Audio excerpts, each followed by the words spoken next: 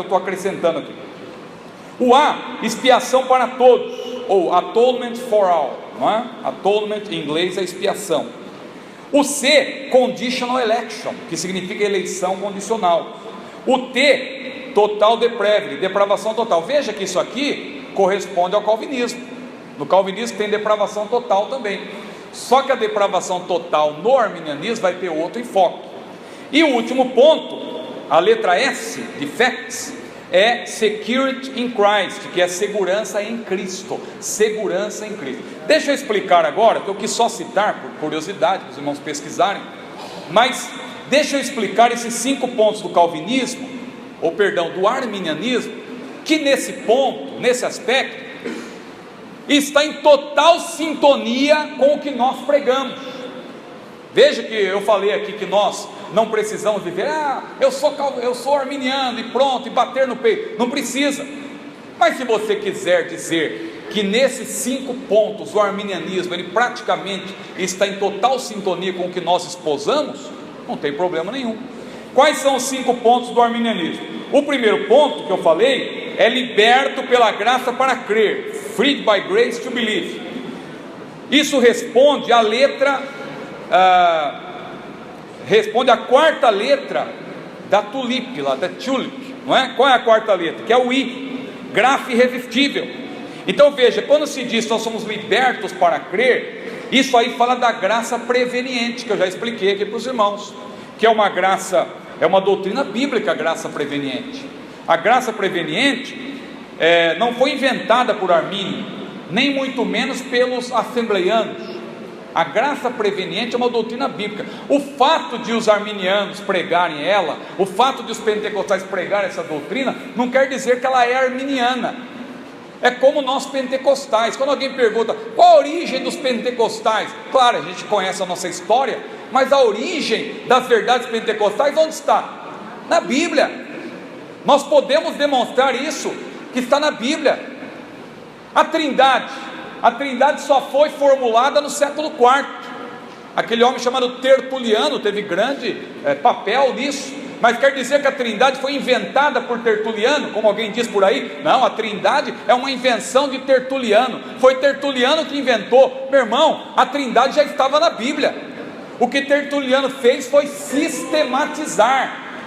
Uma coisa é sistematizar a doutrina, outra coisa é dizer que a doutrina é de fulano, é de propriedade de fulano. A doutrina não é de Armínio, não é de Calvino, não é de Wesley, a doutrina é bíblica. Por isso que a gente tem que partir da Bíblia. Agora, Armínio de fato defendeu, os arminianos, especialmente os wesleyanos, eles defenderam isso aqui que eu vou falar rapidamente, antes que o pastor Hércules puxe o meu paletó. Liberto pela graça quer dizer, é uma ênfase à graça preveniente, é aquela graça capacitadora, que é interpretada pelos arminianos como uma graça convincente, uma graça convidativa, uma graça iluminadora, capacitadora, que atende à conversão e torna o arrependimento e a fé possíveis. Eu já expliquei isso. Ou seja, a salvação não vem antes da fé e do arrependimento. Isso aí nós também falamos, porque o calvinismo defende isso, e nisso aí nós vamos discordar, é claro. O calvinismo defende que a pessoa, para ter fé e se arrepender, primeiro ela é regenerada. Ou seja, porque eles enfatizam que o ser humano não vai ter participação nenhuma. Então até a fé e o arrependimento, a pessoa só faz isso porque ela foi regenerada antes. Nós não pregamos isso. Nós não pregamos que o ser humano é regenerado antes. Nós pregamos que o ser humano é capacitado por Deus. A graça de Deus o envolve. Aí com essa capacitação, ele vai exercer a fé, que é dom de Deus.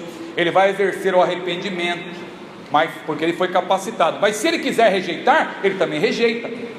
Não é algo imposto, é proposto. Guarde isso. Salvação não é imposição. Deus não impõe nada. Eis que eu estou à porta e bato. Esse versículo não fala de salvação, mas mostra a natureza de Deus. Eis que eu estou à porta e bato. Se alguém ouvir a minha voz e abrir a porta, eu entrarei em sua casa, e com ele cearei, e ele comigo. Eis que estou à porta e bato. Se fosse graça irresistível, Deus dava um soco, um chute na porta, não é? Usando a linguagem de hoje, quebra tudo e entra. Não, eis que eu estou à porta e bato. Olha aí, então não tem nada de graça irresistível. E aí vamos adiante, a fé salvífica que eu já falei, precede a salvação. O novo nascimento é totalmente pela graça, isso também deve ser destacado. O ser humano não tem participação na geração da salvação. O ser humano tem participação no recebimento da salvação. Ele recebe a salvação. Agora, gerar a salvação, aí já é pelagianismo, ou semi-pelagianismo, que também foi uma tentativa de querer agradar Agostinho e Pelágio. Aí surgiu o semi-pelagianismo, que também conduz no mesmo erro, para o mesmo erro, não é? Que é de achar que a salvação é pelas obras. Não, o ser humano, ele pode, porque o filho pródigo, veja, a pessoa usa o exemplo do filho pródigo, mas o filho pródigo é um exemplo em que você tem que considerar, mostrando antes que a graça de Deus capacita, não é? Não foi ele que por si mesmo se levantou daquela sujeira, e eu levantar-me-ei e tal, senão se torna algo pelas obras, e a salvação não é pelas obras, a salvação é pela graça, exclusivamente pela graça. É como aquela ilustração do nascimento. Você não contribuiu com nada para o seu nascimento. Contribuiu? Você fez alguma coisa para você nascer? Não, foi tudo ali Deus que realizou, e a sua mãe deu a luz e tal. Então você não contribuiu em nada. No novo nascimento a mesma coisa. Claro, você só vai entrar em ação para receber, mas a obra da salvação, ela é efetuada inteiramente por Deus. Então, a graça é persuasiva.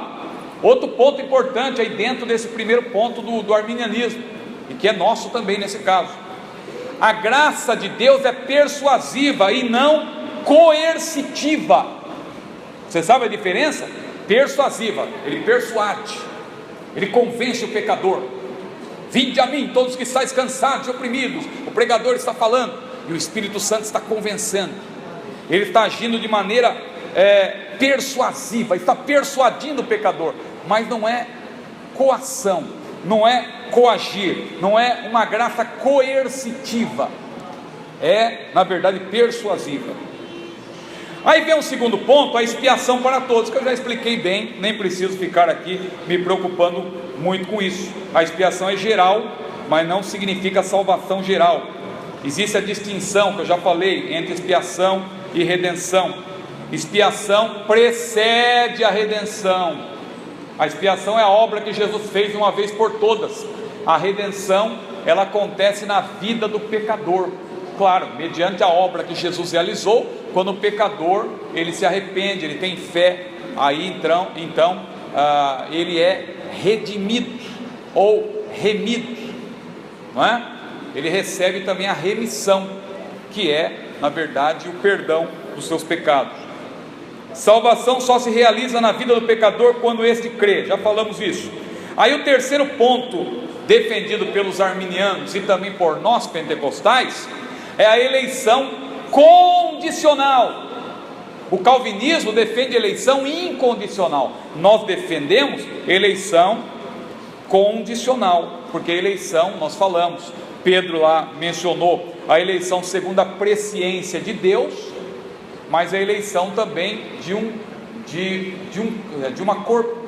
vamos dizer assim, é um termo muito ligado às empresas, mas uma corporação, é uma eleição corporativa. A igreja, você já viu lá em Atos aquele versículo que diz: e cada dia Deus acrescentava aqueles que haviam de ser salvos, mas não quer dizer que eram os eleitos, mas aqueles que na verdade estavam eleitos na igreja, eleitos não de maneira arbitrária, mas eleitos na igreja, no plano salvífico de Deus.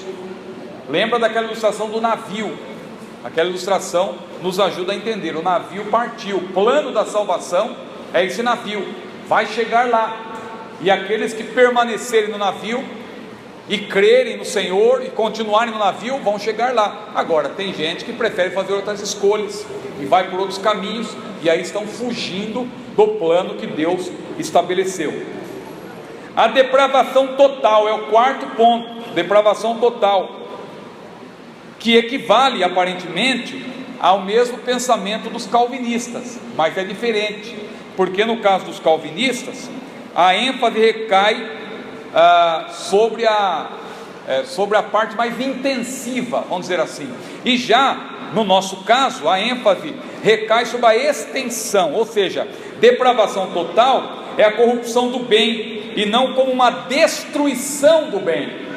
Quando o homem pecou, claro, ele passou a sofrer os efeitos deletérios do pecado, a partir do momento em que ele pecou, mas não quer dizer que Deus tirou do ser humano. Eu falei aqui sobre o livre-arbítrio, que o livre-arbítrio ele existia antes da queda e continuou existindo depois da queda. Deus não tirou do ser humano essa capacidade, porque o calvinista vai ver a depravação total como uma destruição. O pecador está morto, ou seja, ele não tem condição de se arrepender, não tem condição de fazer nada. Agora, a Bíblia não mostra isso. A Bíblia mostra que o ser humano, ele pode ser capacitado, ele recebeu de Deus intelecto, sentimento e vontade.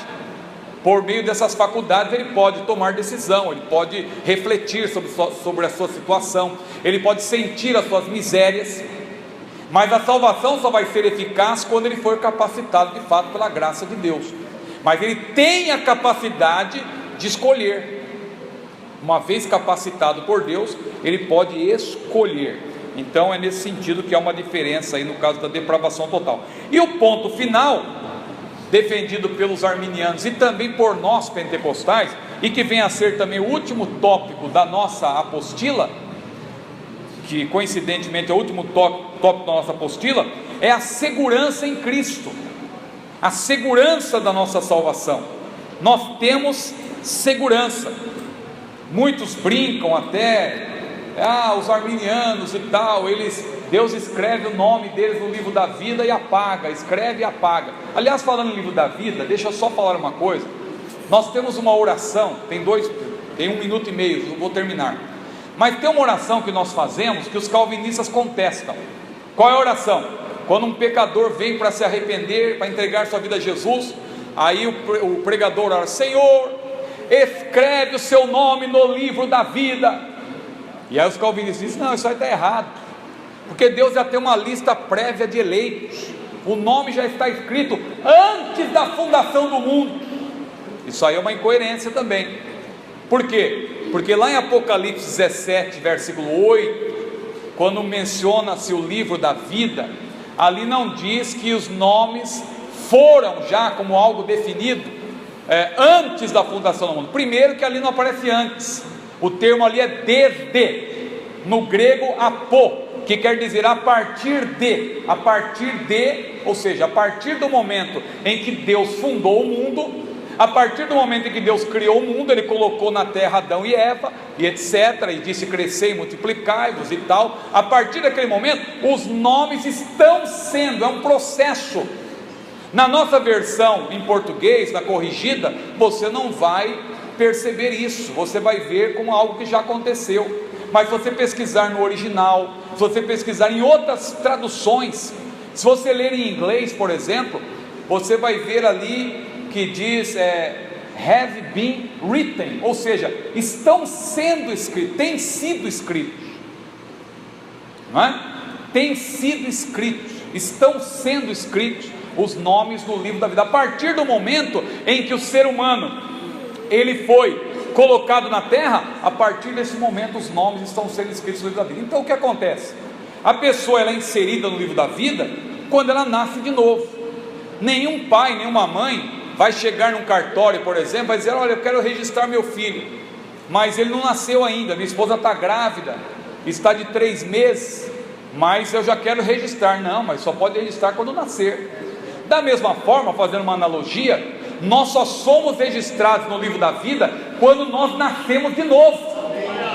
No momento que a pessoa nasce de novo, ela é registrada no livro da vida. Não é antes da fundação do mundo, é no momento de fato da conversão.